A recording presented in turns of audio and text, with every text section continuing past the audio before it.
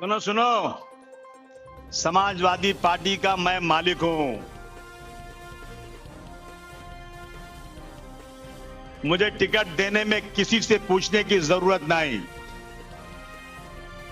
मेरे राष्ट्रीय अध्यक्ष ने कहा, अबू आसिम तुमको जो करना हो महाराष्ट्र में करो, मैं तुम्हारे साथ हूं। और क्या चाहिए? ये वो पार्टी नहीं है कि सुनो ना, मैं सुनो, ये वो पार्टी नहीं है कि उनका अध्यक्ष तय करता है कि मैं फलाने को टिकट दूंगा, दिल्ली से फोन आए चल दूसरे को टिकट दे, फसड्डी। मेरे पास ये नहीं चलता भाई। अबू आसिम ने जो बोल दिया ना वो आखिरी बात है। ये पुलिस वाले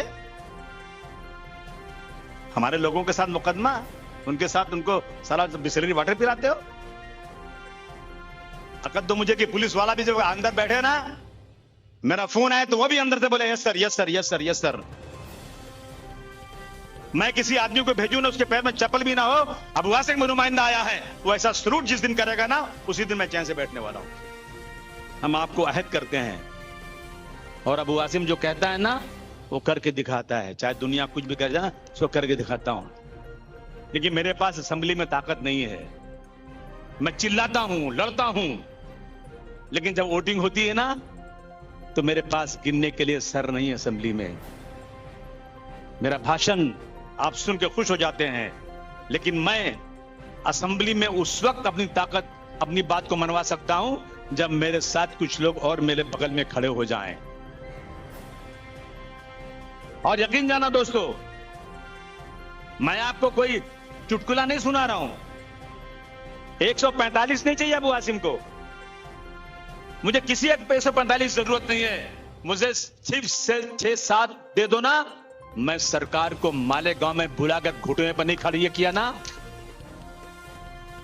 मैं सरकार को इसी मालेगांव में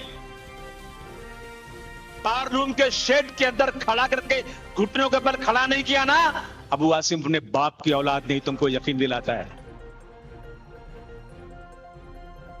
मुझे पैसा नहीं चाहिए। अरे होंगे लुक्के लफंगे पैसा मांगते होंगे, पैसा क्या जरूरत है यार। मैं जानता हूं इस्लाम। मेरे दादा भी मौलवी थे, इसी मालेगांव में आते थे चंदा जमा करने के लिए मदरसा इस्लाह का। एमएलए की तनख्वाह कितनी होती है? 1.5 से 2 लाख रुपया। शान शौकत कहां से आती है भाई? पैसा कहां से आता है? हरामखोरी। आपने वोट दिया एमएलसी को, पैसा ले लिया। आज तक अबू आसिम ने किसी एक आदमी से वोट देने का पैसा नहीं लिया। कोई कह देना तो जूतों का हाथ मिलाओ। मुझे कहा है उलमाओं ने कि गवाही देने का पैसा लेना हराम है। जिस तरह सूद का पैसा लेना हराम है, इस तरह से किसी को वोट देने का पैसा लेना हराम है। और कोई लेता है तो अपने आप को बड़े बड़े आलिम कहलाते हो, और पर्दे के पीछे क्या करते हो मुझे नहीं मालूम। क्या मैं किसी की बुराई नहीं कर रहा हूं।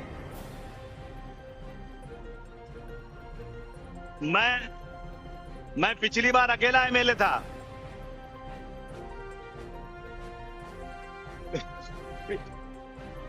पिछली बार मैं असेंबली में अकेला है। पहले मेरे 4 एमएलए थे, 3 हुए, 2 हुए, 1 हुए, फिर 2 हुए। पिछली बार अकेला था मैं अकेले बैनर लेके खड़ा रहता था, रिजर्वेशन दो, रिजर्वेशन दो। मैं ही कह रहा हूं, मैं ही जवाब दे रहा हूं, रिजर्वेशन दो, रिजर्वेशन। चलो कोई आदमी नहीं पकड़ने वाला। एमएलए के अलावा दूसरा कोई पकड़ नहीं सकता। कोई साथ देने को तैयार नहीं। इसलिए हमें कुछ ताकत चाहिए। अबू आसिम आज आया है मालेगांव में सिर्फ इसलिए। मुझे खुशी है। हम लोग छोटे छोटे थे, निहाल भाई को देखते थे 92 के बाद जहां काली पट्टी पहने रहते थे, बराबर ना। मैं अलीगढ़ यूनिवर्सिटी में पढ़ता था, बहुत जमाने पहले बात है। और मैं एक बार पार्लियामेंट घूमने गया तो वहां बैठे थे, मेरी मुलाकात उनसे हुई थी जब मैं यूनिवर्सिटी में पढ़ता था। मैं उनको बहुत जमाने से देखता था। लेकिन यकीन जानिए, एक सेकुलर लीडर थे निहाल अहमद साहब, और जनता दल में थे। मेरे लीडर मुलायम से भी जनता दल में थे। और जब जनता दल टूटने लगी ना तो मैंने कहा बड़ा अच्छा चांस है अबू आसिम, लोहा गर्म है, थोड़ा मार दे। तो मैंने इन लोगों से बात किया कि आइए मेरे साथ, माशाल्लाह आ गए लोग मेरे साथ। एक बार मेरे साथ असेंबली में भेज दो, भेज दो। हाँ नहीं, एक बोलो, नहीं सुन रहा हूं। अरे टिकटवा दिया ना यार।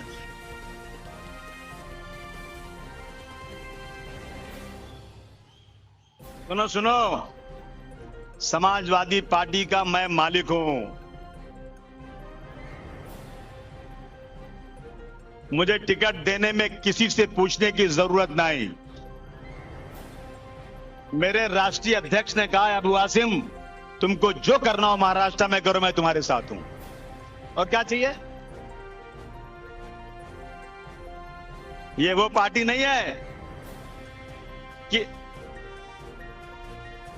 सुनो ना, मैं सुनो, ये वो पार्टी नहीं है कि उनका अध्यक्ष तय करता है कि मैं फलाने को टिकट दूंगा, दिल्ली से फोन आए चल दूसरे को टिकट दे, फसड्डी। मेरे पास ये नहीं चलता भाई। अबू आसिम ने जो बोल दिया ना वो आखिरी बात है। जब हिंदुस्तान पाकिस्तान का बंटवारा हुआ तो हमारे पुरखे, हमारे बाप दादा गठरियां बनाकर पाकिस्तान की तरफ रवा दवा थे। कहा था मोहम्मद अली जिन्ना ने कि आ जाओ तुम्हारे लिए हमने पाकिस्तान बना दिया है। एक मुस्लिम कंट्री बना, एक हिंदू कंट्री बना। मुझे अफसोस के साथ कहना पड़ता है कि 1947 के पहले हिंदू और मुसलमान कंधे से कंधा मिलाकर लड़ाई लड़ रहे थे आजादी की। लेकिन अंग्रेजों ने एक ऐसी चाल चली कि हिंदुस्तान पाकिस्तान के दो टुकड़े कर दिए। और अब्दुल कलाम आजाद साहब ने कहा था कि मेरी लाश पर पाकिस्तान बनेगा। किसने पाकिस्तान बनाया? मुसलमानों ने नहीं बनाया।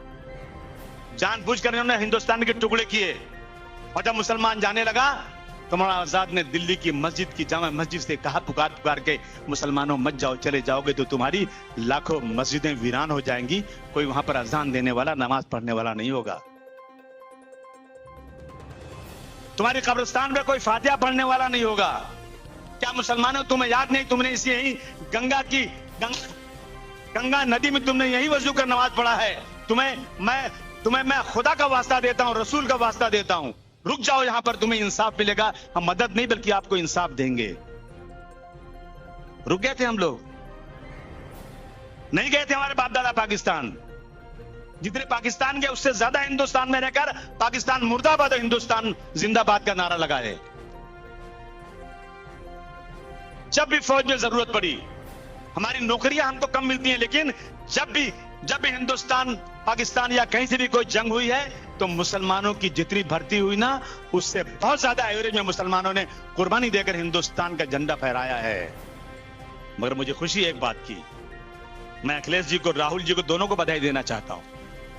मैडम को बधाई देना चाहता हूं जो बैठी है वहां पे बंगाल में। वाह, आपने एक घमंडी का जो है ना घमंड तोड़ दिया। 10 साल में कोई बिल वापस नहीं गया था, जो चाहो पास करा लो।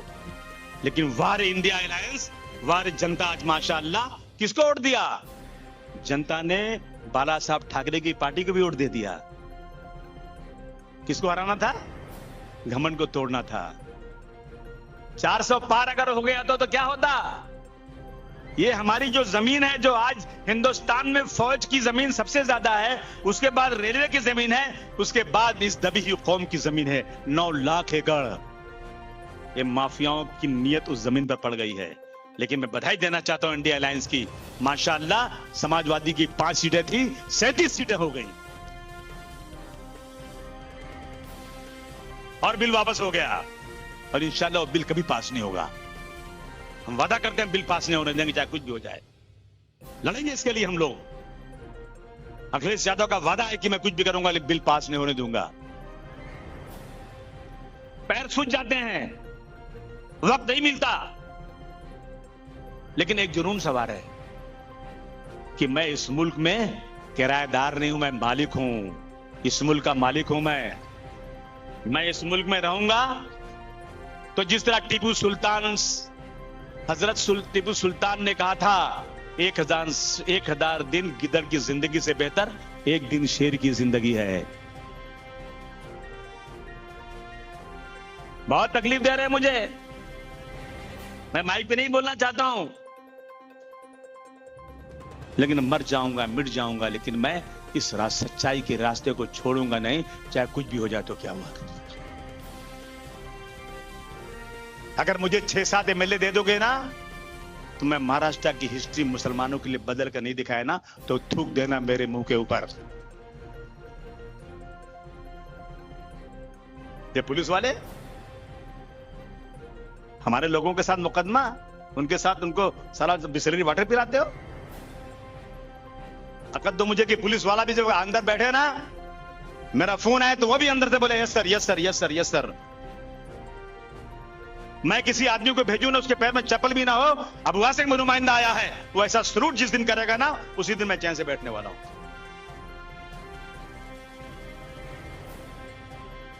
इसलिए आपसे गुजारिश करने आया हूं, मालेगांव के लोगों,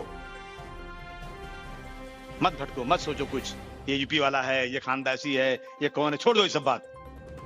तुम्हारा भाई अबू आसिम कोई लीडर नहीं, तुम्हारा खादिम है, तुम्हारी खिदमत के लिए तुम्हारे पास आया है। अगर जिंदगी में जीतने वाले एमएलए से अबू आसिम ने 1 रुपया भी मांगा तो मेरे लिए सूअर का गोश्त। मैं मेरी ताकत के मुताबिक मेरे एमएलए को मदद भी करता हूं और आगे बढ़ाता हूं। जाओ आगे बढ़ो, काम करो, काम करो कौम के लिए। अबू आसिम के लिए कोई काम की जरूरत नहीं, मैं तो कुछ भी काम करवा लूंगा अपना, लेकिन मेरी कौम का काम करो। मालेगांव में जान का प्राइस फिक्स करो, ये रोजाना सोने की तरह बढ़ता घटता रहता है, बंद करो इसको। हर महीने का यान का प्राइस फिक्स करो, ताकि लूम के लोग अपने कपड़े को अच्छी तरह से बनाकर बेच सकें। सब्सिडी दो, और ये जो प्राइवेट कंपनियां लाए हो मुस्लिम एरिया में ना, भगाओ इनको यहां से। अगर लाना है तो पूरे महाराष्ट्र में लाओ, यहां क्यों लाए खाली? यही सबसे कमजोर दिखते हैं आपको। कब होगी बात? जब मेरे पास 5-6 एमएलए होंगे ना, और जब असेंबली में बहस होगी ना, तो इनके बाप को मेरी बात सुननी पड़ेगी। करोगे कि नहीं करोगे बोलो। देखो तुम लोग जज्बाती लोग हो। अबू आसिम आए, हाँ करेंगे, बाद में चले गए, भूल गए। मुसलमान हो कि नहीं? पक्के मुसलमान हो कि नहीं? मालेगांव में 4-5 मस्जिदें है यार, जबरदस्त जगह है ये, और यहाँ के मुसलमान माशाअल्लाह बहुत अच्छे हैं। वादा करना तो पूरा करना, और मर्द हो तो खड़े हो कहना अबू आसिम तुम जाओ यहां से, तुम्हारा काम नहीं करूंगा, मैं चला जाऊंगा। मैं चला जाऊंगा, नहीं करोगे तो मैं आपका मालिक नहीं हूं, मैं आपका खादिम हूं, मैं आपका खादिम हूं। आप बताइए कि आप वादा करके वादा खिलाफी तो नहीं करोगे? मुझे दोनों हाथ उठा के बताओ, आप क्या मेरे साथ दोगे नहीं दोगे? पक्का ना?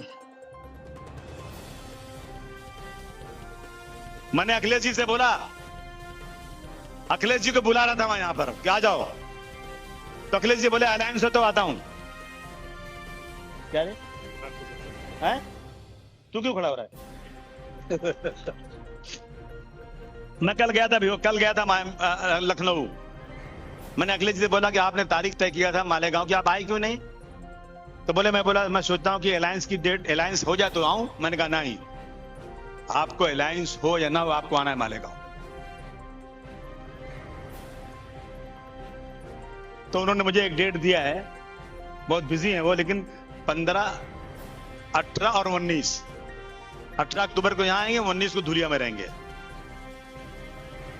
और मैं उसके पहले इंशाल्लाह इकरा हसन को बुला दूंगा यहां पर।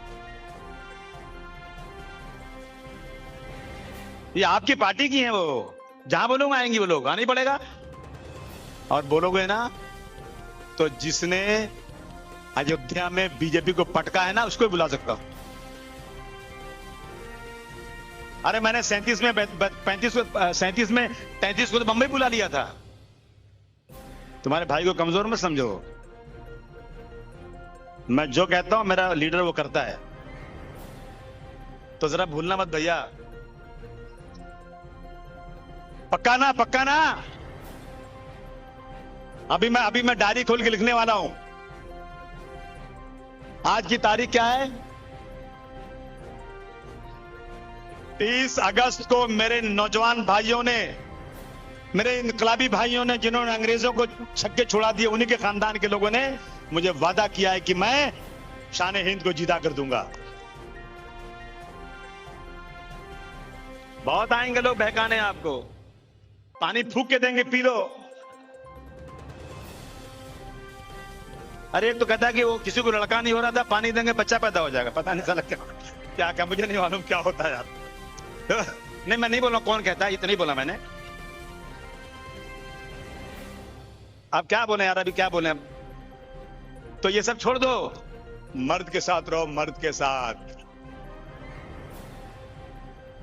मुझे उम्मीद नहीं बल्कि पूरा पक्का भरोसा है इंशाअल्लाह।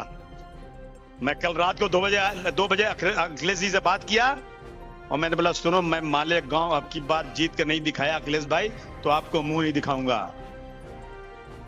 ये मैंने कह दिया है कि मालेगांव में जीत कर दिखाऊंगा। मैं कैसे जीतूंगा? ये लोग जीतेंगे ना, ये जिताएंगे। आज से कह दो हमने तय कर लिया। आज अब कोई कुछ भी कहे, कोई कितनी भी नौटंकी करे, भैया हम नहीं सुनेंगे, हम अबू आसिम के साथ ही रहेंगे। ठीक है? मुस्तकीम भाई तो आगे जाने वाले, पीछे कहां रहेंगे? और ये मुस्तकीम, जब मुस्तकीम मुझे मिला ना, मुझे लगा ये अच्छा आदमी है यार, कसम से मुझे लगा ये सीधा आदमी है और दोस्ती काबिल आदमी है। हलीम भाई तुम साथ दे रहे हो ना? हैं? इधर तो मत रहना, हाँ ये रहना। हैं? हाँ नहीं, हलीम भाई मेरे बचपन के दोस्त हैं यार। मत देखिए दामन में गुल आए कि खार आए, मत देखिए दामन में गुल आए कि खार आए, ये देख कि किस तरह मालेगांव में बाहर आए। ठीक है? छोड़ दो दोस्ती उस्ती, कौम के नाम सब कुर्बान। लेकिन अब की बार इंशाअल्लाह मालेगांव में समाजवादी पार्टी का एमएलए आएगा, वो एमएलए अबू आसिम होगा। शान हिंद के साथ कंधे से कंधा मिलाकर, चाहे मुख्यमंत्री हो चाहे कोई भी मंत्री हो, मैं अपने साथ लेकर जाऊंगा, मालेगांव का काम कराऊंगा, मेरा वादा है। ऐसे भी मेरे पास 2 एमएलए हैं, लेकिन ये मेरी खुशकिस्मती है। मैं किसी मंत्री के यहाँ जाता हूं ना, 15 आदमी खड़े हो, सब हट जाते हैं, बोले अबू आसिम के पहले काम करो, मेरा काम पहले करते हैं। तो आपने बातें सुनी और मुझे अच्छा लगा। अभी कुछ खाना वाना खाऊंगा कहीं, हमारे दोस्त बोले खाना वाना पकाए हैं, नहीं खिलाएंगे तो भी चलेगा, लेकिन मेरा पेट तो भर गया आपसे मिल गए, हमारा पेटवा भर गया आप लोगों का बात सुन के। और कोई भी काम हो, सरकारी कोई भी काम हो, आधी रात को अबू आसिम को मैसेज दो। कहीं जुल्म हो रहा पुलिस का, कहीं किसी आदमी का इलाज करवाना है, कहीं कमिश्नर बात नहीं सुन रहा है, कहीं कलेक्टर की गुंडागर्दी है, कहीं पुलिस का कोई प्रॉब्लम है, तुम्हारा भाई आधी रात को तुम्हारे लिए हाजिर है, एनी टाइम। जाओ हमारे ऑफिस में जाओ, वो बैठते हैं वहां पे मुस्तकीम भाई। कौन से मुस्तकीम भाई, नाम क्या आ गया? डिग्निटी। बोला डिग्निटी क्या है यार? आज पूछा मैंने एक आदमी से, ये डिग्निटी का मतलब क्या? बोले इनका धंधा था कोई डिग्निटी, इसलिए डिग्निटी हो गया फिर। तो मुस्तकीम भाई डिग्निटी बैठे हैं। मैं आपको एक सच्चे इंसान की तरह वादा करता हूं, आज से मैं आपका एमएलए हूं, मालेगांव का एमएलए मैं हूं। जो भी काम हो लाओ मेरे पास, मैं पूरे ईमानदारी के साथ मालेगांव का जो भी काम है ना, मैं करके दूंगा। बहुत बहुत शुक्रिया।